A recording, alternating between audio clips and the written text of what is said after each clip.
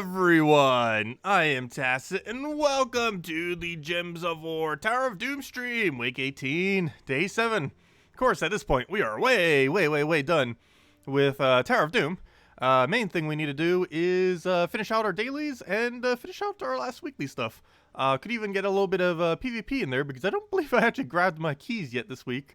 I know we did some amount of PvP, but if I go check it right now, it's good to go for. Oh yeah, never mind. Wow, we're at like almost none, which is how it normally goes. I think I might even almost forget to do it some weeks. Its loot has definitely aged a lot. Like, it hasn't been updated for a while. Last time it was updated was when it got ingots. But yeah, the 1.9k doesn't take that long, and it does still have some decent value. You get 46 glory keys, and combined with that glory, its overall gem value is about let's see, what does that even come out to? That's 50 gems, right? Yeah, because every single glory key is worth about a gem. So that's about 50 gems worth. And it only takes about an hour, so it's still pretty good to go for. It's like if you were to do treasure hunt the entire time. It has about the same value of doing treasure hunt, except you're also getting a lot of gold and other useful resources along the way. Not useless. I suppose 3 epic ingots, which of course are a little bit annoying to get in the current state of the game, even though they've been adding ways to try to get them a bit better. But anyways, hello everyone, hope all of you have been having a wonderful weekend. Finally, the end of it all. But hello Calthos, hello Birdleaf, hello Jefferson, hello Isabel, hello hello Foro, hello Jellybean, hello Dizen, hello David, hello Jefferson, hello Original, hello Juniper, hello Dinosuit Girl, hello Balmy. Let's see, is the Pride Land a mythic worth getting? Not really for the most part. It's way too situational, and I feel like most of the things that you can use the Pride Lands Mythic for, you can use a web spinner for. It is a great alternative Zugoff if you're looking for Zugoff style troop, but don't plan on crafting Zugoff ever anytime soon or even at all. It's a great kind of style troop like that. However, it's not really that worth going out of your way for compared to many other useful mythics. It's pretty low per. Hello, David. Hello, Jake. Let's see. Hey, my mom's been doing pretty well. She's getting back from her trip, probably in about 12 hours from now. But yeah, everything's been going well with her. Of course, she's been seeing her friend who only has a month or less to live from cancer. And I find it really coincidental because one of my other friends actually said that their friend died from cancer this weekend. And now my mom has one that's dying within the next month or so. Or hopefully she lives a little bit longer. You never know, depending on how it goes. You know, it's just what the doctors end up saying. But she's not actually dead yet, the friend. But yeah, she's been doing pretty good down there. She just wanted to see her one last time, since she was able to get off of work and just kind of dropped everything to go there this weekend. I am so used to saying useless. I know, right? Whenever. Oh, speaking of useless, we need to go over next week's troops. Thanks for reminding me. Anyways. Speaking of useless things, next week's troops. Can't forget to go over these. The raid troop for next week. Wait, raid or invasion? Yeah, raid. I was right the first time. So, the raid event next week. Pretty standard troop. Deals damage to an enemy 3 to 5 times based on ascension. The unique thing is it gains enrage or destroy a row. If it consistently destroyed a row, that actually wouldn't be too bad. I guess, I don't know. Enrage doesn't really work that well in raids. If it was invasions, I would say so. But very rarely does your troop ever actually get to hit the boss. However, if you were enraged with 5 times multiplier, you're probably one-shotting the boss, so that's pretty nice. He also has a leadership, which is a little bit weird. Similarly, this is more of an invasion trait than... like, this thing feels like it's set up for invasions, not for raids. But, I don't know, you don't normally put your raid troop into first slot. In invasions you do, in raids, not so much. Normally you're putting, like, Mang or some other similar option there. Something that can actually tank.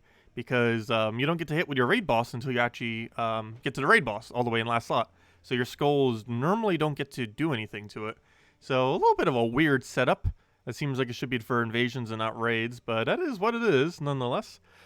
This troop is going to be useless. However, it is unique in that it's the only thing that does this. It deals damage to the first enemy and then knocks them to the back and then repeats this 2 more times. Basically, this means...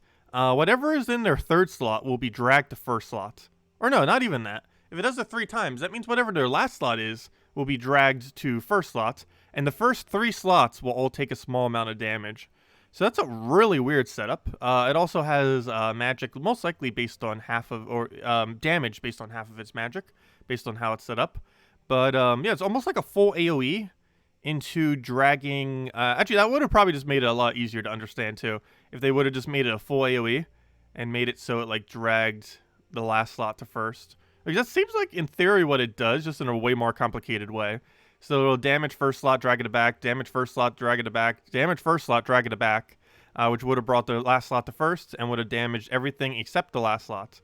So that's really weird, especially since the thing you're dragging to first slot isn't actually getting hit at all. It's just a really weird trip. It does have Impervious though, but I don't see this being used for anything other than to troll people. I don't really see it being viable in any way, shape, or form. So unfortunately, not much there. Another useless ultra rare, or another useless weekly event troop. Nothing different there. As far as the weapon, we do get Drifting Sands weapon. It is a Drifting Sands event, obviously, next week. As far as the weapon, it's a red-blue, and ends up creating brown and yellow. It's a pretty standard one of those weapons, just for Drifting Sands. Don't think it's going to be used too much. Drifting Sands hero class is rather average to below average, and there are a few okay options in Drifting Sands. However, it's not really something that that would help that much. Because very rarely would you be using more than about 2 Drifting Sands troops into a team. Like, there's things like Great Maul, there's things like Scorpius, there's even Vespera. Like, the drop table isn't horrible for the place, as far as higher rarity is concerned, especially the higher rarity, because the lower rarity is actually pretty bad. But because the lower rarity is pretty bad, there isn't really much to use this weapon for. So it's probably going to be unused. And unlike some of them that might become useful to the future, I feel like this will be one that won't, but you never know. Brown and yellow is a pretty commonly used colors in Drifting Sands, as well as for some of the better troops within Drifting Sands, because Vespera, Great Maul, and Scorpius would actually all benefit from a brown-yellow creation. And that's pretty much it. The only other really relevant thing that's happening this weekend is we are getting a new Mythic into a Vault event. So we have a Vault event next weekend, so if you have the time, Friday, Saturday, and Sunday next week are great times to go farm pretty much anywhere in the game, particularly a quick explore or quick PvP. And other than that, we will be getting a Mythic, which I actually didn't bother bringing up. Let me go and show it. They've retweaked this Mythic like twice already or something. Let's see, what's it currently at? For all we know, it could be tweaked again before it even comes out. But let's go over this. Will of Nisha. So this Nisha is finally entering the game. We didn't actually have a Nisha Mythic, oddly enough, even though it is a Mythic Arcane, or I mean a Mythic token. But yes, it's Silverglade Divine. It is a Mystic. Is it only Mystic? No, it's Mystic Divine. So that's actually somewhat relevant because Divine does have 40% mana start. Mystic does not, though. As far as the ability, it steals 3 magic from all enemies and then deal magic plus 1 damage to them. This ended up getting buffed from half her magic damage, which was really weird when it was. This is basically going to be like a Yagwei that doesn't have extra turn, and for this reason, she's probably going to be useless because she doesn't have any kind of extra turn capability. If she had a yellow to purple or purple to yellow or something that actually allowed her to be kind of like a Yagwei, and that it could have extra turn potential based on alignment, she would have been really good. Like, this would have been a Mythic Yagwei, basically. Unfortunately, that is not what they did, and her ability is really lackluster, unfortunately. As far as traits, she does have 50% spell reduction. I still feel like overall Tina will be the better 50% spell reduction troop, but the main thing that's going to make her relevant, regardless of everything else, is the fact that she gets to give purples 1 to all stats per turn. This is decently beneficial on every single troop that has it. Oddly enough, I don't think a single thing that has this trait is actually meta, which I find somewhat odd, just because it's a pretty decent trait on paper. Like, every single thing on your team potentially gaining 1 to all stats per turn. Like, that's not bad. I just feel like every single thing that they end up putting it on, they end up making their ability and other things weaker in order to compensate for the better trait that they have. I don't know. But overall, it's probably going to be a pretty average Mythic. I don't foresee this being excessively overpowered. I don't really foresee it being used for anything beyond, really, Purple Guild War Day, if it's even used for that. Also, given that it's a full AoE, even if it was set up exactly like Yagwei, it would have the struggle of working against Submerge. So now it doesn't have board control, and it gets hard countered by Submerge. So, yeah, it's basically a weaker version of Yagwei, is basically the bottom line of what this Mythic is. That just happens to be really good on Purple Guild War Day, potentially. But possibly not even, because if Frost Mage gets used, it has a lot of Submerge. And, I don't know, it's just going to be really clunky to use. I don't really see any instance where I'd bother bringing it out, to be honest. Its 50% spell reduction is nice, though. That will be useful. But aside from that, I don't really see it more as like a spell shield. And its ability doesn't even help its spell shield like Tina does. I don't know, I just overall do not care for this troop, personally, and I don't foresee it being really used for much, which is kind of disappointing, given that Anisha token's actually, you know, the best token in the game. But she is definitely not the best Mythic in the game, that's for sure. But that's that. And other than that, that's pretty much all that's happening. We're getting Flutter, which I'm pretty sure is Brown bonus, if I'm not mistaken. Yeah, that's Brown Hero Mastery. And on Tuesday, we're getting City of Thieves. City of Thieves is the best farming faction event in the entire game. So if you wanted to do the event a little bit further, it could be considered worth it. However, do keep in mind, if you're farming City of Thieves at level 20, do not do this event if you're deliberately keeping City of Thieves at a low level. I need to remember to mention that on the video for the week. But you should not, absolutely not, level this thing up if you're keeping it at level 20. Because if you do it during the event, it will permanently increase. Does Submerge counter her steal? No. It does not counter her steal, but it does counter her AoE damage. Things like stat effect reductions do not get affected by Submerge. Same as just stat effects in general. So if you do like a stat reduction, or if you do like a burn all enemies or something like that, Submerge will not counter that. It only specifically counters when you do things like split damage or full AoE damage. Those are the only instances where it ends up specifically countering it out. But yeah, that's pretty much the week in a nutshell. So we're getting a rather average Monday event, and then a really big weekend into a new Mythic into Vault event. And that's pretty much the entirety of it. But there we go. And that means this weekend we'll be able to go and accumulate back our gems a little bit. Hopefully get some more gold. Get our class leveled a bit more, because we're still working on getting Hierophant max before next Guild War. Guild War is next week. Also, we got yellow Ds today. Nice. Didn't we get yellow Ds earlier this week as well? Anyways, where's my team? Also, we need to get a lot of kills. We have one of those 150 kill things with 100 gems, so we definitely need to make sure we do that. I accidentally didn't do that one earlier this week, and we ended up losing 25 gems because of it. Not too big a deal, but hey, it adds up. Anyways, Hierophant, still got a ways to go on this. We're at, what? We're at 88. Still need another 12 levels to get that thing maxed. Slowly, we shall get it there, though. Oh, wait, was it brown deeds earlier? Not yellow, never mind. Never mind. Similarly colored. I thought we had a little bit of yellow. I know we got yellow recently, within like the last week or two. We haven't gotten purple for a while, despite how useful it is. They're deliberately holding purples away from us. No, they're not doing that. It's actually completely random, supposedly, every single day. They do have the capability of making it whatever they want. However, to our knowledge, they are just keeping it as random.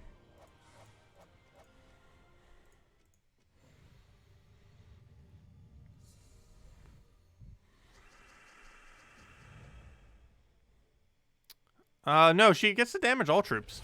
Unless I misread her card. But no, she has full AoE. Did I misread it?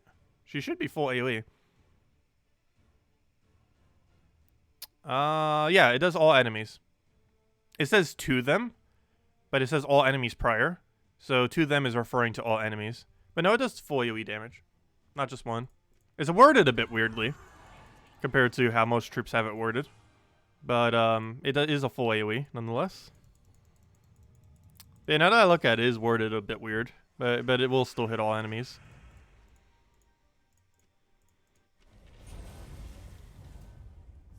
Okay, and we'll kill that up. Dead. Supposedly. It should. I don't see why it wouldn't. There's like a 99% chance it does. Actually, wait, didn't she show it on this Monday's stream? I didn't really catch much of it. But did anyone see if it was actually hitting full AoE? It should have been. Because I'm pretty sure she showed it on 6 days ago, last Monday. Also, speaking of that, tomorrow night they're going to be doing a 4.8 preview, by the way. So you'll know stuff about 4.8 soon. I'll be going over it on Tuesday because it'll be happening after my stream. But they'll be streaming it on Monday night. If any of you wanted to catch that. Do keep in mind, the patch is likely still a couple weeks away. However, the preview of it will be tomorrow. And who knows, maybe it is next week. It's very unlikely that patch will be next week, though. And they'll probably even mention that on stream by spamming soon TM. But, yeah, I'd say it's probably mid-late March for patch. Last year's patch around this time of year was, I believe, mid-April. So it's actually a bit early then, if they get it out in the next week or two, or few.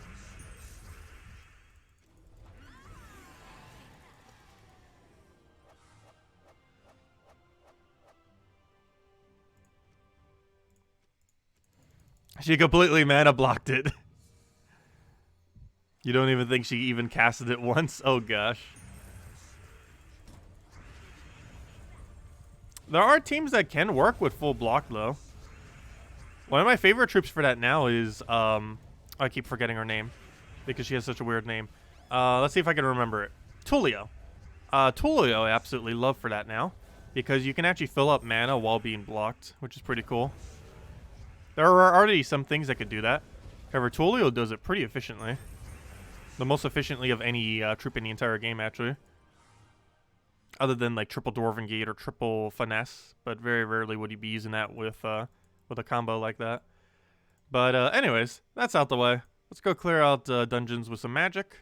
And then let's go and farm a bunch, because we need to go get 100 yellow kills. Not even sure where would be a good place to go to get more yellow kills. I guess Whitehelm, maybe? Because I don't want to go to Adamp, even though it has a lot of yellow, just because of the spell reduction and everything would slow it down. Man, anyways, let's go claim these. It is Diamond Day after all. So definitely always want to make sure we go for these on Sundays. Well, technically every day for the free battles. But throwing 50 gems is always worth it as well on these Sundays. It's because of how good value you end up getting from it. It is 100% always worth it, even if you pretty much just started the game, to always go for the 50 gem pack thing on Sundays. Only on Sundays is it worth it, because it has better loot, specifically on this day. One down, two to go. And then we can go gain a level on Hierophant or two. Should hopefully be able to aim for 2. However many it takes to get those yellows done. Because that will probably take the rest of the stream just to do. Unless we go to a location that has a really high concentration. Because if I try doing it in Zacian, it would take forever. There's only like 2-3 yellows in that kingdom. We'll probably go somewhere else. I feel like I overly use Zacian. Especially by the fact that it's one of only 3 arcanes we have above 1,000. 2 of which were done from actually exploring a really high amount. Oh, there we go. Gained a level on something at least. We gained it onto our Diabolist hero class, which is so useless. I don't even have its final trait. It's such a useless hero class. Man, anyways, how do we want to go about this? I guess we'll set to armor and go run in a place that has more yellow. Let's see. Where's a good place for this? I guess we'll do Whitehelm. I don't think there's anything in Whitehelm that stops us. There's no 50% spell reduction, right? Oh, yes, there is. Whitehelm's not a good idea. It has 25% spell reductions and a 50% spell reduction. Rose has a lot of yellow that isn't either of those 2 locations, Adana or Whitehelm. A lot of yellow, a lot of yellow. I'm trying to think. Those are like the first 2 that always come to mind. If I'm thinking like a really heavy yellow kingdom. But both of them have things that are annoying. Specifically spell reduction. Sword's Edge has an okay amount, but it also has 50% spell reduction. Come on, does every single yellow kingdom have 50% spell reduction? Drifting Sands, I believe, has a decent amount and doesn't have anything. Let's just do Drifting Sands then. Let me do it on Explore 3.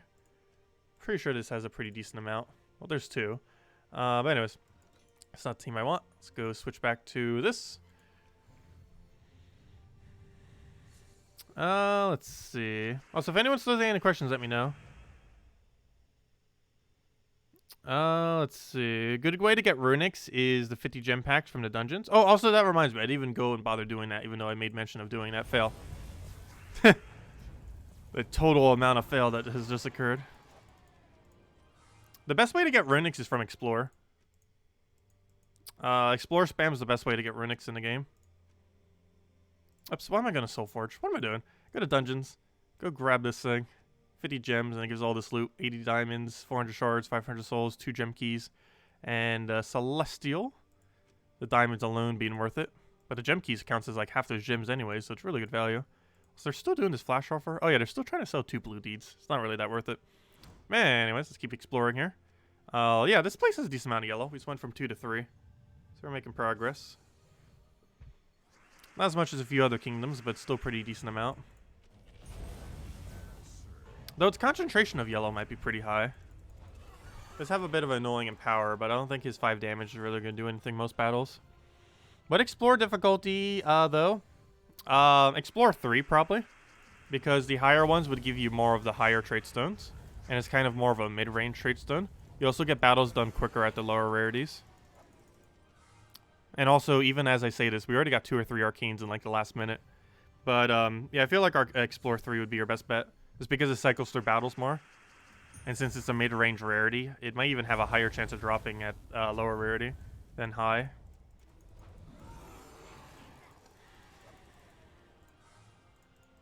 But we've gotten 2 in the last 3-4 battles. It doesn't make up half the drops, but it is still a pretty decent rate nonetheless. And something like Explore 2 and Explore 3, it'd cycle through the battles really quick as well. Like 20-30 seconds. And you can get it down as low as 15 seconds. You still get higher ones like that Arcane that we just got. But I do feel like it'd be the best rate for Runix. That is your goal. You need to get a bunch of other trait stones along the way, of course.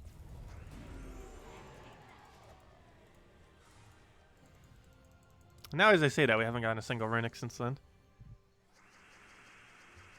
Oh, yeah, and if you're looking for a Yellow Kingdom to do, the best place would technically be Whitehelm. Whitehelm, as I mentioned, does have spell reduction related things. However, it only has yellow. So if you end up getting a yellow runic, if you end up getting a runic, it has a 100% chance of being yellow. Whereas if you do it in any other location, it'll have a chance of being one or the other. Like right now, we did get 2 yellow runics, where we're at right now. However, it's a toss-up between yellow or brown whenever we get one. However, if you do it in Whitehelm, it has a 100% chance it'll be yellow. So if you're looking for yellow runics, that would be the place. That was the color you were asking for, right? But you would do it just based on the kingdom that has that color orientation. Pride Lands is red, Karakarov is purple, Whitehelm is yellow, Stormheim is blue, Kazale is brown, and Pride Lands is red. I believe I got all of them. But any one of those 6 locations has the best chance of giving you the runic color you want. Because those are the only 6 that have 100% of dropping only 1 instead of 2. The Arcanes aren't as good in those locations, but if runic was the only thing you were going after, or the main thing you were going after, it would help speed up the rate by actually double. Even if the battles are slightly slower, just because it would be the only runic you'd be getting.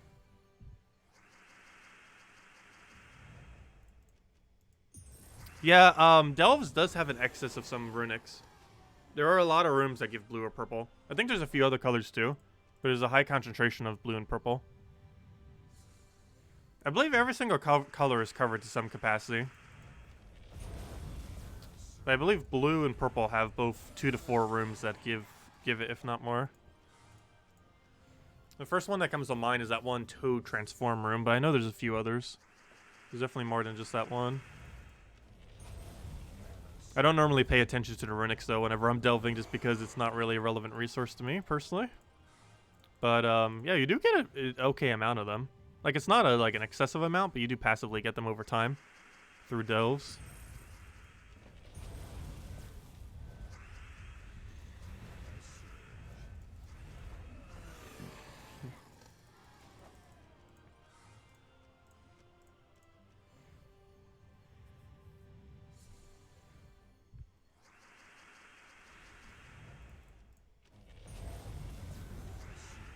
Okay, we'll go for the split right there.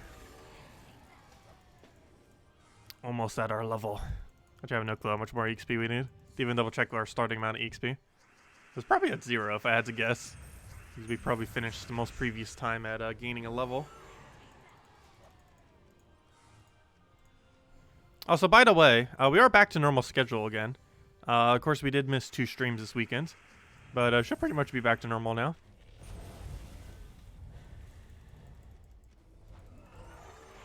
The only thing that might be a little bit later is the Monday event video this week. Should hopefully still be able to get it out on Monday. But there's a possibility that gets out slightly later, but I'll still try to get it out as early as I can. Not really too much to go over this week, though. Rather lackluster event week. Most of what we have to go over is on Friday, not on Monday. Because the new troop is useless. And what's it called? The vault event. There's not really much to go over. You basically do exactly what we're doing now, except you get way more loot. Like, way more loot. Also, like last time, I think we'll keep track of how many gnomes we get, as well as how many vault keys we get, and see if we can beat previous numbers. Actually, I believe I still have them up, if I'm not mistaken. Right there. Last time I don't think we're going to beat that vault key amount. But we might beat the gnome amount. We got 117 gnomes, and we got 14 Volkies. So hopefully we'll get lucky enough to beat out those numbers. Time will tell. Yeah, if you're still trying to find Cedric, greatest time to try to get it is this weekend. You can get him at the highest possible rate. The chance of getting him within Volkies isn't increased. However, the chance of getting Volkies is drastically increased during next weekend. So if you need more rolls of Volkies to try to get him, it is a great time to do so. I'm still hoarding all my Volkies. I did open 2 for Bounty Hunter just to see if we lost loot. And his most recent Bounty Hunter, I'm not sure if everyone caught it, but we did lose loot. We lost 278 gem value of loot. It is the first and only Bounty Hunter I have ever lost value on, gem value, which was really disappointing. But it is possible. It has almost happened to us a couple times, but this is the first time it has actually ever happened in all the bounty events there's been. And there's been like, what, about 20 or so bounty events or so? I forget the exact number. It's somewhere around the 20s. Yet that was the first bounty event we've ever net lost resources by doing the entire event. Which seems kind of weird that that can even be a thing, but it is a thing. Because you're converting your loot into other loot. But that loot can actually be, if you get really bad luck, that loot can actually be lower value than the value of the loot that you put in to get that loot. If that makes any sense. But if you get really bad luck on the rolls of the orbs, and if you get really bad luck on the rolls on the vault keys, it is possible to net lose gem value. And that you convert the gem value of something into something that has much lower gem value. Theoretically, a lot of things do that, though. For example, keys. Keys very often reduce their gem value after they're used. Like, I might say, like, a gem key has 9 gem value. However, if it drops you an ultra rare, that is obviously not worth 9 gems. So I guess there's a lot of resources that can potentially do that in the game. The bounty hunter controversy. Hello, Chad. Welcome. You were very lucky and got Cedric in your first 2 vault key runs. Very nice. Wow. Is the Switch getting the gnome event as well? I believe so. I'm not 100% certain, but I'm pretty sure it is. Though can't confirm that it is. You'd probably know a day in advance because the little thing in game always like updates itself. So yeah, I'm not 100% certain. But every platform other than Switch 100% has Vault event this weekend.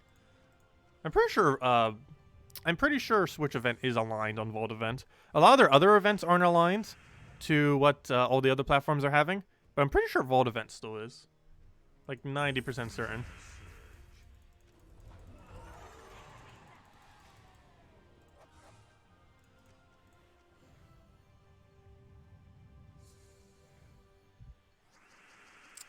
What do we even grab here? We got our explosions for now. Hello, Lemmy! Welcome. You think he saw you kill red troops? Please check.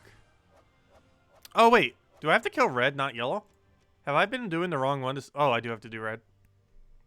This is why I want those event stones. Why did they remove it? I, want a petition to, get them back. I still do not understand why they removed, when you have a kill a certain color task, why they removed the event gems away from those troops. It was the easy way to tell what you had to kill and actually have feedback on it in that, hey, it's moving up. Like, you get 3 of these, you just kill 3 towards your objective. But now it's, I don't know, they just don't do it. And it's weird. But yeah, you're right, we do have to do reds. Fail! That is red, not yellow. What made me think yellow? I am out of it today, gosh. I don't know, does PrideLands even have a high amount of yellow? I know it's pure red in that regard. I mean red. What even has the highest red these days? PlayerDaniels I don't want to do because of its, Golvania might actually be good. But, PlayerDaniels I actually want to avoid due to, what's it called? The, 25% revive off the, Inferno King. Anyways, I believe this place has an okay amount of red, and I don't think it has anything bad. So, fail! You're struggling to soul farm. You're not certain if you're putting teams together correctly. Can you assist? Well, you kind of need Dragon Soul in order to soul farm properly. Otherwise, you probably want to do Arena prior to that point. But if you are doing that, you go to Explore 2 in pretty much any kingdom you want where you need resources from. And then you use Dragon Soul into 2 Necromancy troops into a Purple Storm. Prior to having something that has a Purple Storm, you can use a 3rd Necromancy troop. If you're looking for a cheap necromancy troop, the cheapest one is Warlock, which is a rare that has it on second trait. That is the easiest to obtain necromancy currently in the game, and has been actually throughout the entire history of traits. But yeah, you do basically the progression of the soul farming team. You always do an Explore 2, and it starts as Dragon Soul, Triple Warlock, and if you don't have Dragon Soul yet, you just do Arena until you do own Dragon Soul. But it's Dragon Soul, Triple Warlock, and then it's Dragon Soul, Double Warlock into any Purple Storm off of one of your heroes. There's a bunch of heroes that have Purple Storm at start of battle. From there, you go to Dragon Soul into Double Azurus. Azurus is the best necromancy in the game because he also has +1 purple attached to him. So he gains more of a benefit than just a necromancy. Then from there, from Dragon Soul Double Azurus into hero using Purple Storm, you then switch out into Umberwolf, and then end up getting Dragon Soul Double Azurus into Umberwolf. And then from there, you start replacing out the Azuruses with Fair Shraz if you ever end up getting any. And then you do Dragon Soul, Fair Shra, Azurus, Umberwolf, and then eventually the final soul farming team and best soul farming team essentially in the game of Dragon Soul, Double Fair Shra into Umberwolf. And that's basically the progression of soul farming as you get better options throughout the game. However, they are all centered around Dragon Soul. Dragon Soul is one of the only few mythics, if not the only mythic, I would consider to be worth actually crafting the second you have enough diamonds for it. It is the only one that if you see it in Soulforge prior to owning it, it is worth immediately getting. The other two that are worth making an argument for are Yagwe and Queen Etania. However, Dragon Soul is the only troop that will 100% give you more value by actually crafting it compared to letting you getting it up naturally, as far as legends are concerned. It's pretty much the only legend that is always 100% of the time worth crafting if you have 800 diamonds and don't currently own a Dragon Soul, just because of how vital it is towards soul farming. Yeah, it's a legendary rarity. It's really hard to get, or not really hard, but it can be a little annoying to get by not Soulforged means, as it is a completely random drop. And when it's not a Dragon's Claw event, you have no way to really focus it down in any particular way. There are ways to do it without a Dragon Soul. There's Valkyrie. Valkyrie does it in 2 casts with enough magic. Though earlier on in the game, it's not as advised because it takes like 4 casts in order to get it to full mana. I mean, to full souls. Phylacracy is a pretty common one as well. Phylacracy can double cast to full souls if you have enough magic. Eventually, you might have enough magic to actually 1 cast into full souls. And at that point, it could have a lot of potential as well. But Phylacracy is a pretty decent option as well. Those are probably the main few. Most other soul gains aren't really used too often, I don't feel like. Just because they're really situational. The main ones are Dragon Soul, Phylacracy, and Fair Shra are like the main ways that you would accumulate souls through a cast. Unless I'm forgetting one. Soul Zara? I'm not a fan of Soul Zara personally. Though yeah, Soul Zara would work. I'm not a fan of how Soul Zara plays playstyle wise. Yeah, Phylacracy is probably your best bet if you don't own a Dragon Soul yet, I would say. Because even early on in the game, it has a pretty good soul gain for its base value, assuming you at least have some amount of Magic Kingdoms, like the first 5 at least at level 10. Because I believe if I check my Phylacracy, it's like a 30-something soul gain right now, which means double cast to full, which means eventually 1 cast to full. I'm really curious to see how soul farming will change once Phylacracy finally has enough magic to single cast to full souls. Because that could potentially actually make it better than Dragon Soul. Due to the fact that it gets the full mana quicker than a Dragon Soul does. Be interesting to see how that pans out. Phylactery? Phylactery? Phylactery. Something like that. But anyways, how much magic does it have these days? That's not how you spell it. Oh, there's a Y in there. Yeah, 33 souls. If that ever reaches 40 souls... Actually, sorry. If it ever reaches 36 souls. I forgot. You don't need it to reach 40. 36 will actually be enough. So yeah, and 3 more magic. The meta could change forever for soul farming. But we need 3 more permanent magic. It's really close, though. Oh, wait. No, it's actually already there. Never mind. I lied. It's already there. Oh. As of the most recent... Oh, wow. I might need to cover that on Monday or in a soul video. I didn't realize it finally reached it. That one magic we got from the faction 2 weeks ago was the magic required, or sorry, not that one. The magic we did this Monday. So this was as of this week, actually, then. But the magic we got on Monday was the final magic we needed for Lacracy to have enough souls to get it. Because that's, actually, no, never mind. Yeah, I was right the first time. The faction was actually enough. This will give us 41 souls. Because we get 4 from, the cast, and we get 4 from, the, killing the enemies. So yeah, as of, faction, like a couple weeks ago, this has actually been the possible. So yeah, we'll give it a shot. I made this mention a while back.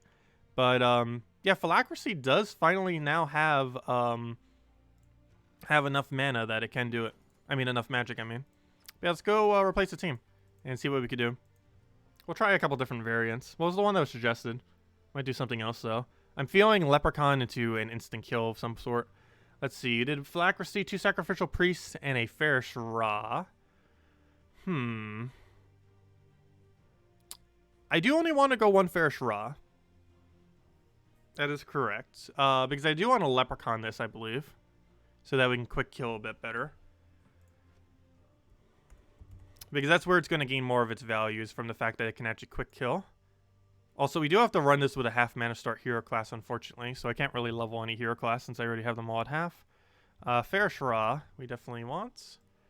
We can't really go a second Fairish Ra, otherwise we'll slow down our rate. At this point, we basically just need a quick damage source. That doesn't need a mana start. What is something that can quick kill instantly that does not need mana start? Problem. There isn't one, is there? Something that can kill instantly off of like 10 or less mana, full AoE. I'm pretty sure that doesn't even exist. What naturally has like a half mana start off of options like that? Let me just type in fast. What hits all enemies under this category? What has fast but also has full AoE? Does nothing? There has to be at least one troop in this game that has that combination. So Sacrificial Priest is what you mentioned. It does have 50% soul gain. Is 1 enough to kill? How much scatter damage is that? Let's see. It's boosted by allies' attack. No, that's not going to be enough to do with only 1. I feel like that might not even be enough to do with 2 unless we did that, like, Explore difficulty 1. But there's nothing wrong with doing that Explore 1 if our only goal is souls. I guess we could give it a shot. Who has the highest attack on this team? It would be, I guess technically Hero, or itself. But Hero would actually have the highest.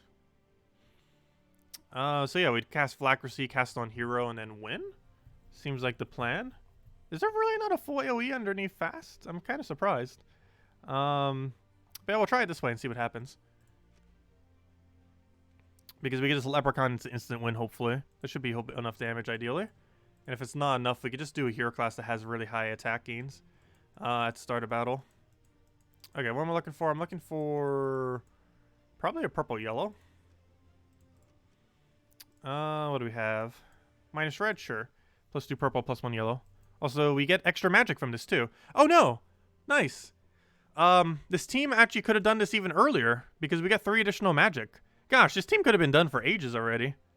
I'm not sure if it's actually quicker. We'd need to test it for a long duration. I don't think I'm going to test that tonight. But, let's rename this to, New Soul Meta? I'll probably change this name later. We might need to cover a new, soul farming video. But anyways, let's just do this wherever, like here. Grab our chest. Let's actually do it on Explore 1, just because we do not have that much damage. Let's see. So this is going to hurt some of our other loot. However, we get souls while doing it. So all we should have to do is cast this. Both of them gain full mana, and then we win. Ideally, that's what happens. So we cast this. Boom. Kill itself. Boom. Dead. Okay, that is not enough damage. However, I'm not set to magic right now. Actually, I'd probably want to be set to attack. Oh, yeah, duh. You can even use magic off of... I keep forgetting. You even have all the magic off of things. Yeah, this has actually been available for a while. Totally forgot. You have all the magic there. It didn't really come to my mind when that ended up happening to, like, go use Phylacracy again. Yeah, it's been available for a while then. However, without needing it, it's hasn't been out for that long. Okay, well, move that over, move that over. Grab that on self. And then dead. Yeah, I should probably show it with magic whenever I do show it, though. For myself, I feel like it'll be better with attack, but most people probably don't have the magic to do it otherwise.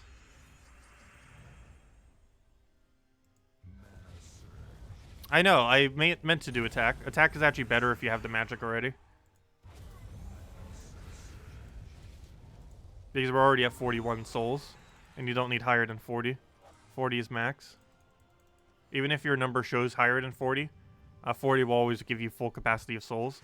So even though it says we need 120, we actually only need 40. So as you'll see, as we cast a 40 ability right here, it'll give us 120.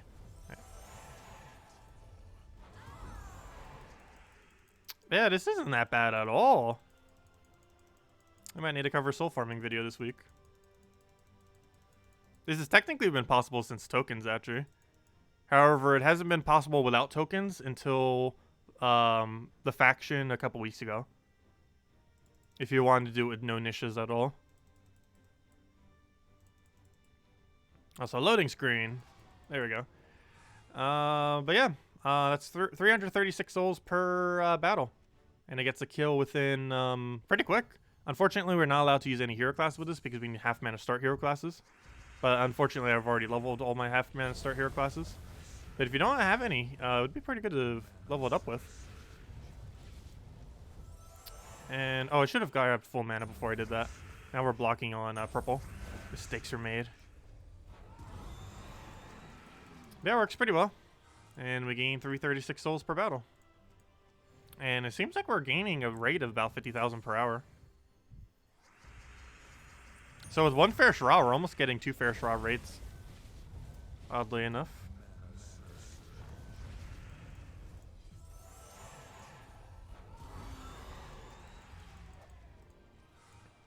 Because recycling battles in what feels like about 25 seconds or so. Let's see, let me keep track of this one. How long does this battle take? So that worked out pretty much as optimally as we could want. And it's been 15 seconds so far. And once we get back into the next battle. So that battle took us about 21 seconds. That is pretty good. That means you could easily do this 2 per minute. I almost said 2 per hour. But this can easily do 2 per minute, possibly even 3 per minute. Right there, just did 2 during this minute. Let's see, we have till 21 more seconds to do this battle. And then I got 3 in a minute. At 3 per minute, that's actually 60,000 souls per hour. I'm not sure if it can maintain that rate, though. But it pretty much did. That was a few seconds slower than 3 in a minute. And by a few seconds slower, I mean like literally just 3 seconds. So yeah, within a minute, it just did 1,000. If you can consistently do that, that's 60,000 souls. That's more than double fair Shra, potentially. Yeah, that's pretty broken. That is pretty broken. You do have to do Explore 1, though, so you are getting less gold and other things like that. But compared to Explore 2, you're not really getting much of a difference. Like, Explore 1, 2, and 3 are almost the same thing. Because they're all pretty bad loot. As far as the base loot of the game mode. That's decently quick. And by decently quick, I mean like literally the quickest in the entire game, assuming you have the stats for it. Interesting. And it only requires 1 fair Shra. I'm not sure if you could make a double fair Shra variant out of it. You'd have to drop Leprechaun. And my biggest concern with dropping Leprechaun is it might be too slow. Yeah, I feel like you'd lose too much speed even though you'd gain another 150% soul gain. The battles would probably take 30 to 35 seconds, maybe even 40 seconds. And I don't think there's any kind of exploder that has a necromancy, unfortunately.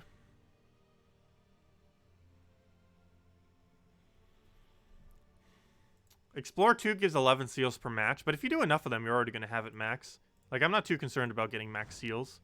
I just can't recall a week that in recent history where I haven't been able to get it. Like, since they've had 2,000 seals per week, I don't think I've missed it a single time. There were actually a couple times I missed 1,500. But it was mostly weeks when I was, like, really inactive. But, yeah, I don't find 2,000 or 1,500 to be that hard, personally. Yeah, when they Explore 2 or higher, it does give you additional 6 per battle, compared to the normal 5. So that would basically double the rate at which you get seals, which might be one of the reasons why I get it so easily these days. Because it is drastically easier if you do difficulty 2 or higher. And that team cannot run difficulty 2 or higher. However, I feel like most people aren't struggling to get 2,000 seals. And if you are, just spamming explore at low level 2 or higher, 2 or 3 specifically, is the best way to do so. Because even if you only get 1 win per 30 seconds, you're getting, what is that? That's 120. That means in 2 hours you would get it done. You would get 2,000 done in 2 hours if you can win Explore every 30 seconds. And later in the game, you can win it in half that time, like every 15 seconds with Rowan team. Does it matter what Explore difficulty you do for stones? It seems to have a slight impact on it, so yes. It definitely affects tokens way more than the straight stones, but it does affect both. Can you explain the difference between treasure rooms and delves? Like how to identify treasure rooms, or treasure rooms you kind of just have to know what they are. The easiest way to kind of tell is knowing what a treasure room looks like. So treasure rooms generally have a really high gold. There is one that has glory, though generally speaking they have a above average amount of gold. For example, we can kind of just look at all these and instantly tell if they're a treasure room. Not a treasure room. Not a treasure room. Treasure room, it has 800. Not a treasure room. Treasure room 800. Not a treasure room, and I already know this one's a treasure room, but you can also tell just by looking at this gold. This gold will be over 800, or it'll be 30 glory, and it's 1,000 gold.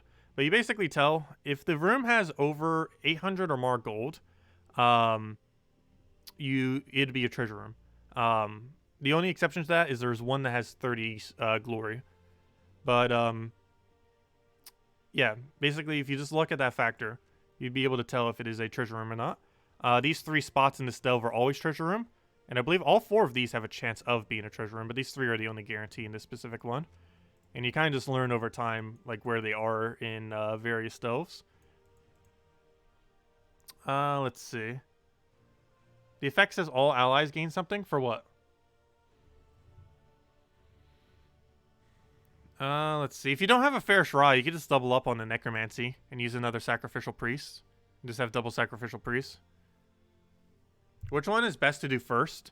There's only one treasure room that is best to do first, and that is the Cedric treasure room. And the reason for that is it gives you a permanent 100% gold gain onto every single one of your troops, basically making your gold cap go from 100 to 500 after doing that battle. So yeah, it's really, really great value. But that's the only instance, really, for the most part. I don't really feel like you would go and do that in any other situation. Because most treasure rooms you want to do last, not first.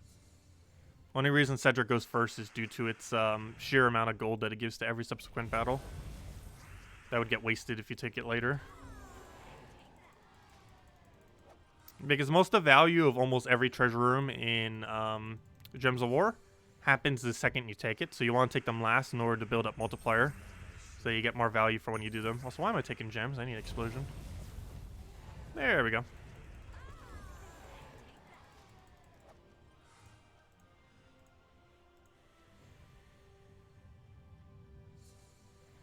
Yeah, there are rooms in Underworld where if it says all your allies instead of all future enemies, it will give you a bonus rather than a negative effect. These only occur on treasure rooms. However, whenever it says that, you'll get the effect onto your allies rather than onto the enemies. Most rooms will give a negative effect to the enemies. However, there are those that do give positive to your allies for the rest of the delve. And they're all over top of treasure rooms.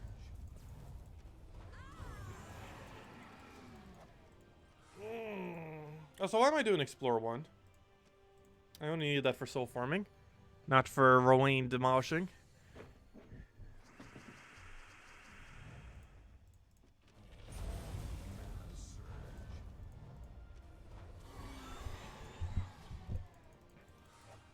Also, once we gain a hero level, I'll hand out code. Oh wait, we already gained our hero level. Well, let's hand out code. It was meant to do it as soon as we gained a level. I guess I got distracted. How long ago did we gain that level? Apparently a while, because we already got 39 EXP since then. That went like way over my head. We're almost like halfway through the next level, and I just now noticed we gained a level. The fail. But let me hand out code. Code time! Before I forget. Which code are we up to? I believe it's this one or the one below. Let me check this one just in case. Put that there, boom, boom. And it's already used. That's what I thought. I always like checking the one before, though, just in case. Don't want to skip any precious codes. And there we go. There's the code. Put that right over there. Copy, copy, paste, paste. I like how I did that in exact reverse order. I was pasting as I was saying copy, and I was copying as I was saying pasting. Fail, but there you guys go. There is the redeem code. Use it on gemsaward.com with the game code section. Your invite code can be found underneath your settings menu, whatever your game says right over here underneath your settings menu in the bottom left is what you put in for your invite code. Redeem code's right over there in chat. Just copy paste the random numbers and letters that starts with FESM and all those. And it gives same loot as always. 2 treasure maps, 1 gem key, 200 souls, and 2,500 gold. Enjoy, everyone. It only works on PC Mobile, of course, as it always does. But anyways, let's go get the rest of our kills. That'll be our last objective of the stream. 60 more red kills. We'd probably already have it done if I was originally trying to kill reds. Accidentally was trying to kill yellows. The fail is strong. Also, this kingdom seems to have a lot more purple than red. I know when it first came out, it had a pretty high concentration of red. I think these days it has like 6 red or something. My gold has jumped since yesterday. We were doing some Explore 12 grinding last night, which is what drastically made it go up. Explore 12 is probably the highest gold rate of anything I do that I actually farm. There are ways to gain a higher gold rate than that. However, as far as methods I actually use to farm, Explore 12 spam is the highest rate I would ever really get of gold. Because I don't like doing normal gold farming. Though normal gold farming is about 100,000 to 150,000 higher per hour. But Explore 12 spam can still do about 300 to 400,000 an hour, which is still pretty competent. So I think it's closer to 350,000.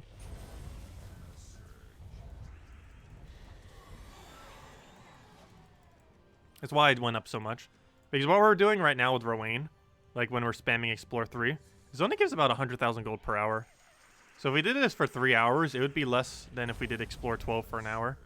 And yesterday we did Explore 12 for an hour. Which is why it seemed like it jumped up so much. Because that's more than 3 times the rate of what I would normally do if I was just trying to level up hero classes at the lower level range. However, if you factor in the fact that we're gaining class XP, this does give pretty good value. Because every single battle we theoretically gain 1 gem. Because 1 class XP is actually worth 1 gem, oddly enough. It's technically worth a little bit more than 1 gem, but I normally just consider it as 1 gem. Just for simplicity's sake. And yeah, this is mostly because if you mass buy EXP in class events, that's about how much it costs. It actually costs more than 1 EXP each. However, once you got all the packs in, it starts to cost 1 EXP each exactly. Or 1 gem per EXP, I mean. 1 gem each per EXP. Which means every hero class theoretically can take 5,050 souls to max. Or sorry, 5,050 gems to max. I wish it was only souls. But yeah, it can get pretty pricey. But if you do it in Explore, you can get hundreds per hour, which saves a lot of value. And casual PvP can also do it. I just hate having to constantly keep repicking, because I feel like whenever I want to do it, I keep getting unlucky. How do you use the code? You go to gemsaward.com or click on that link that I posted, and you put in your invite code, which is found in game underneath settings, and you put in those random letters and numbers as the redeem code. And then it gives you that small amount of loot. But it adds up. The gem key is the most particular thing that people tend to want from it, since it's worth 9 gems. And of course, gem key has the chance of dropping mythics, legends, all the normal things that you'd want to eventually go for. Off of pure luck. We have gotten people that have gotten mythics from it multiple times before. Obviously, it's pretty rare. But it happens. Based on how many claims the redeem codes have, we theoretically should be having 2 people per week actually get a mythic from our codes. Based on how many claims they have. Though we only hear it this, a few times a month. Let's see. We'll take that for now.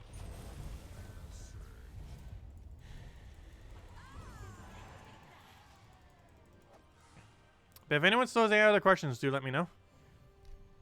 As soon as we finish out our 150 red kills, we'll probably wrap it up for tonight.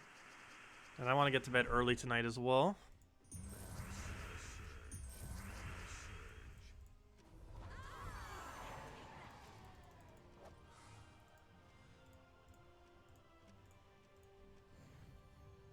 You got one last week from the gifted gem key for Champion of Anu. Nice. Yeah, Champion of Anu is another one of those +1 to all stats troops. Honestly, I almost feel like Anu's better than this most recent mythic that's being added. Which is really sad, because Anu's not even considered too good. Yet, like, it's not bad. Like, he has decent score reduction. He's a good blue tank. But he's really situational due to the fact that, he's one of those kind of troops that tends to overly block your mana, it feels like. But he functions very similarly to this new troop that's coming out on Friday. He's basically the blue variant of the new troop that's coming out this Friday.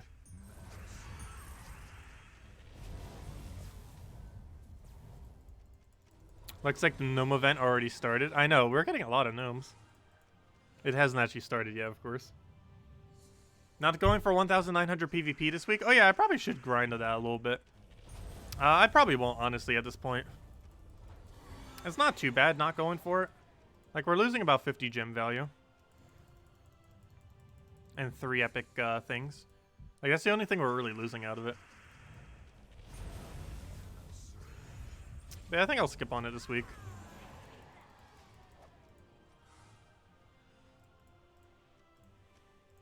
But yeah, the main loot we're missing is all the gem value from the glory keys. For the most part, and the glory itself. It comes out to about 55 gems, if I'm not mistaken. Somewhere around there. 60 gems, somewhere around there. It actually gives very similar to loot to that of doing treasure hunt for about 50 minutes. Yeah, I should probably try focusing on Mondays.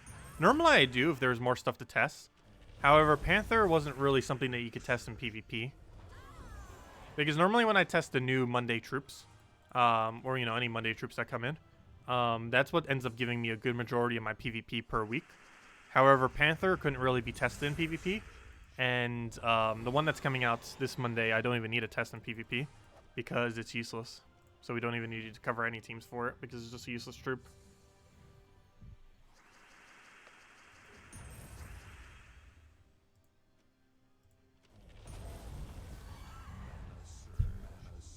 I do need to test it at least once to see how the mechanic works, though.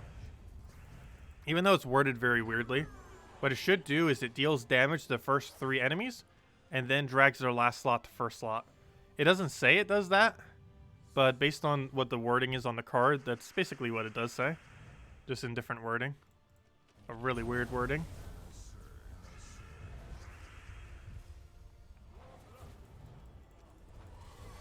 The one thing we could try doing is try to find fire bombs in PvP, and that could help give us all the reds. Because it actually doesn't matter where we go and kill our reds. The only problem is constant repicking doesn't find it as easily in PvP anymore. Ever since they made changes. So you wouldn't keep finding the same battles. But I'm pretty sure if we repick 5 times, we won't find it. Let's see. Yeah, no red. No firebomb, no firebomb. No firebomb. No firebomb. No firebomb. No firebomb. No, is anyone even running it? No firebomb.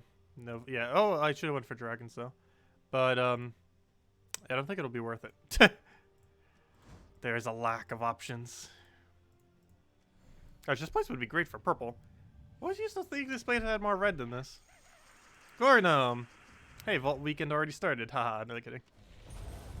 Hopefully we'll get 1,000 glory off it.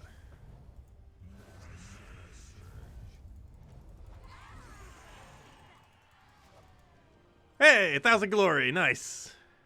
Really nice. And we're almost there. 18 more kills. So close, yet so far. No. Your refresh costs 1 gem in PvP and 50 gold in casual PvP. You should only ever refresh in casual PvP because it's only 50 gems. But no, that's why casual PvP is done a lot. 1 trophy casual PvP not only has excessively weak battles that you can repick into, but repick is only 50 gold rather than a gem. Yeah, you should never, ever, ever spend 1 gem to repick PvP. I might ever so occasionally just for a video in order to, you know, show a better team for a video. Like if one is just going to be really annoying or not really show a team properly, I'll sometimes do that. However, yeah, you don't want to be spending gems on repicking that. It's a complete waste. Only do it in casual PvP. If you don't mind getting a loss, the easiest way to repick normal PvP, not spending the 1 gem, is just go into any battle, retreat from the battle, and then you get to repick for 0 gem cost. Oh, did I say 50 gems instead of 50 gold? I meant 50 gold when I said casual PvP.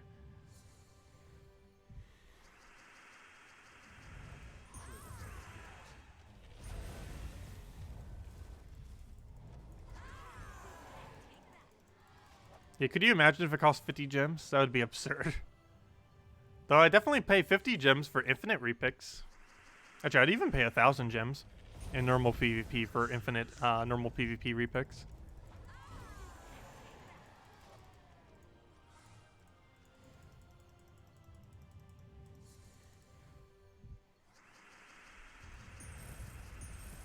I'm actually surprised that isn't a VIP bonus. Like VIP 4 or some other kind of VIP thing.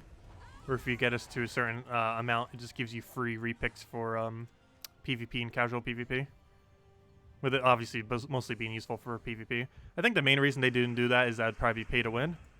Because if it wasn't uniform for everyone to be able to gain by some means, it would make PvP a lot easier.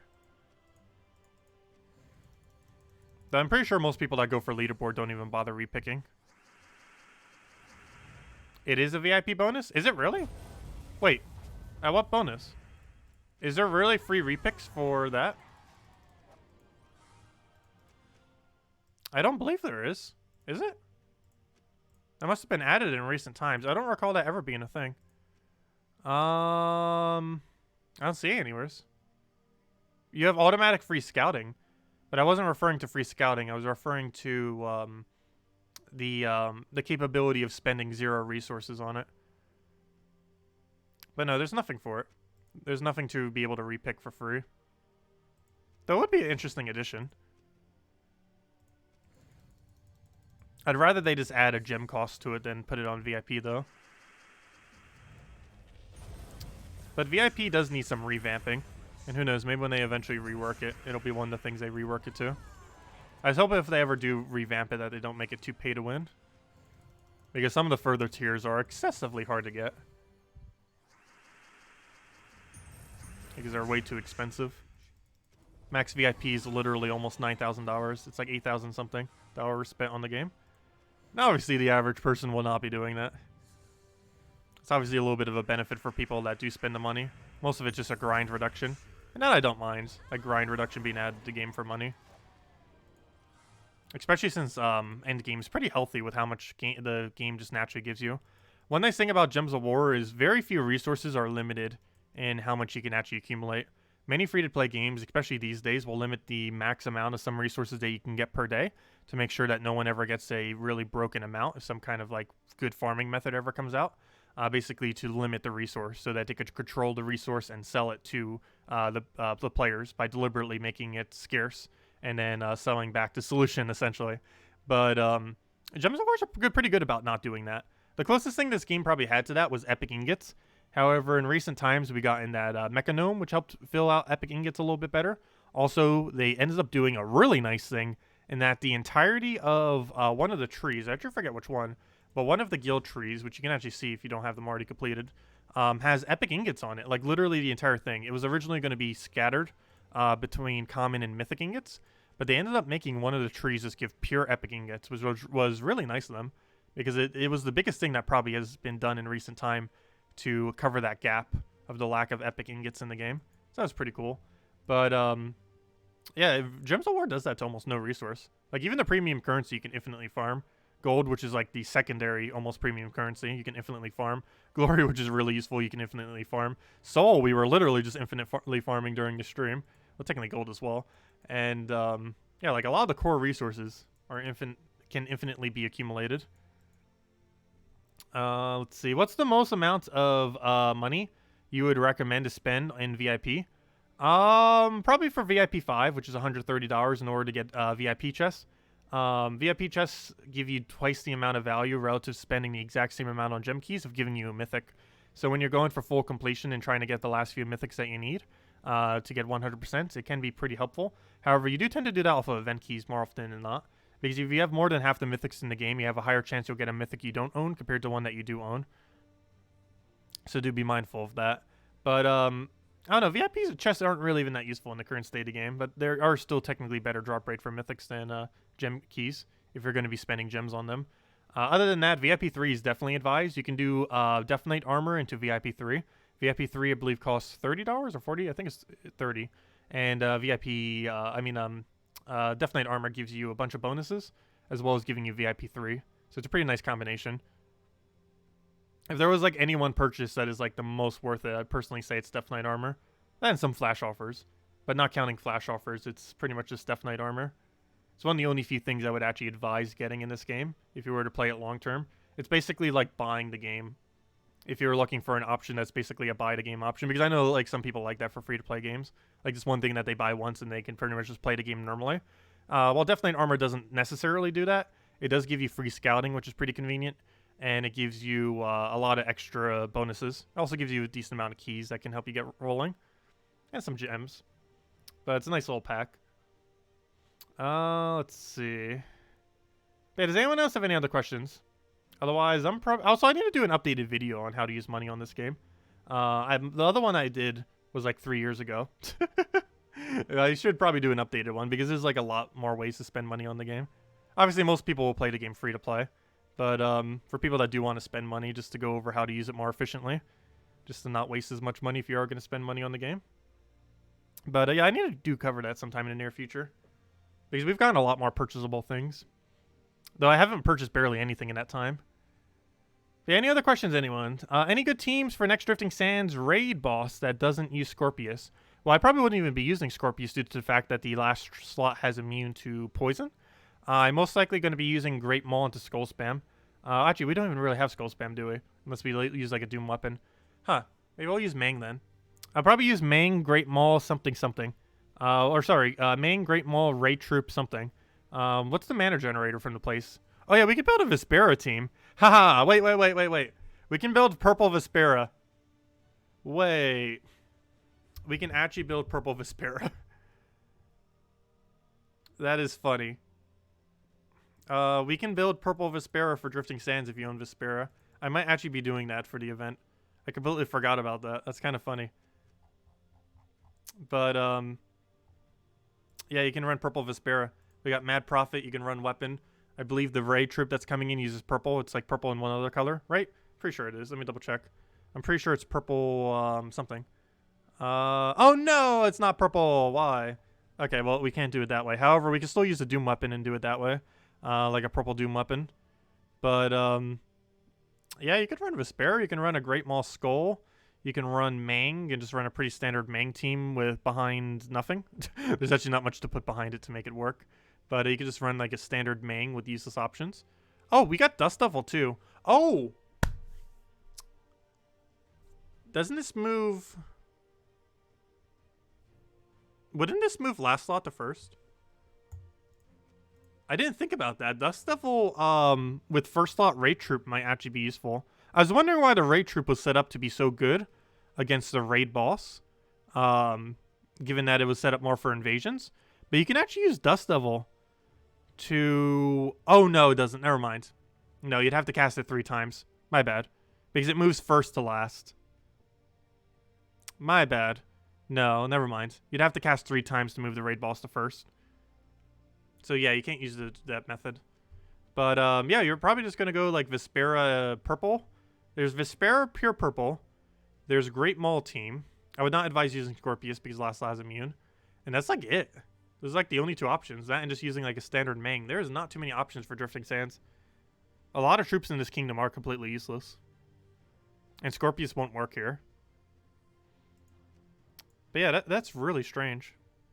This is going to be a little bit of an annoying event. Unless we have dragons. Unless the enemy thing that pops up is a bunch of dragons, then we could end up using that. I highly doubt that's going to be the case, though. Yeah, that's going to be a really bad raid event. It's going to be really slow. You can still get decent pace with Mang and stuff like that, but it's the options you have are really underwhelming. Any good teams to do dungeons? You can use Rowain team. Standard Rowain team, standard Truffle, both work there if I'm not mistaken. because you can use blue there, so you can use Truffle, you can use Rowan combinations, because you have access to blue for Rowan and then purple for Leprechaun. And those are like the only two you'd really need for those lower level range for the most part, either those two teams. But yeah, most of the standard teams that you would run for a Delve all work in City of Thieves. It's one of the other reasons why it's such a good faction, because a lot of great teams still work there. And has access to Leprechaun, which is a great quick start, quick kill kind of thing in many teams. But anyways, any other questions or anything else I missed? And yeah, as Kalthos mentioned, definitely feel free to like the stream. Helps out a lot for YouTube exposures. But anyways, guys, I'm probably going to be heading out for tonight. So leave whatever other questions. Otherwise, we'll be back tomorrow, an hour and a half prior to now tomorrow at 8 p.m. Eastern Standard Time. And we'll have the event video up soon, TM, whenever we can. Probably up a little bit later this week. Or not later this week, you know, later on Monday, hopefully. But it should still be up tomorrow. Do we have spoilers for 4.8? I cannot say anything about it until Tuesday. They're going to be going over it tomorrow night, and I'll be discussing about it Tuesday night. But at this current moment in time, I cannot really say anything about 4.8. But you'll know pretty much everything about it tomorrow, and I'll go over it on Tuesday. So you'll know very soon everything about 4.8. But yeah, we'll be going over here on Tuesday night, 8 p.m. Eastern Standard Time. Oh yeah, Kalthos, let me get your question. Sorry, I think I missed 2 questions. For farming vault keys this weekend, do we just want to do the fastest possible win? Yes. You want to do explore 1, 2, or 3 at the quickest possible win. Whatever one you can do an instant quick kill. And if that's 1, just do 1. Otherwise, do the highest one. You normally see me doing 3, but it's just because we can kill explore 3 just as quick as 2 or 1.